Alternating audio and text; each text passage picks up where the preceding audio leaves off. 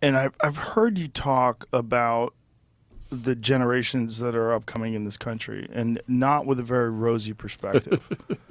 You have a lot of concern about just the temperament, the ideology, the way these kids have been raised, that doesn't lead itself well to adapt to this looming future. Well, I'm a Gen Xer, so I'm always going to belittle and look down on the millennials, mostly because they deserve it.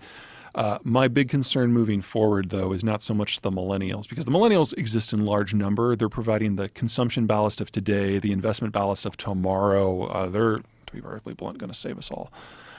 My concern is with the Zoomers, the younger kids 22 and under. There aren't a lot of them.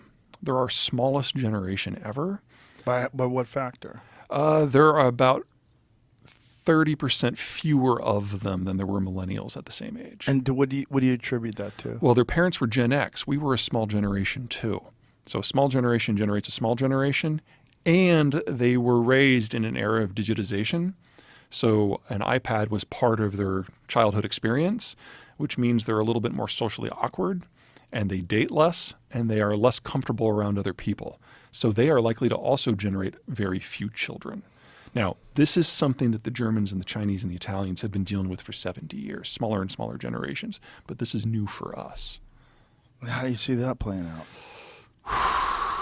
The technology changes. It changes you, you change it. And the Zoomers are the generation who's going to decide what all this interconnectivity means. And if they can figure out how to do that and still have families, we'll be fine.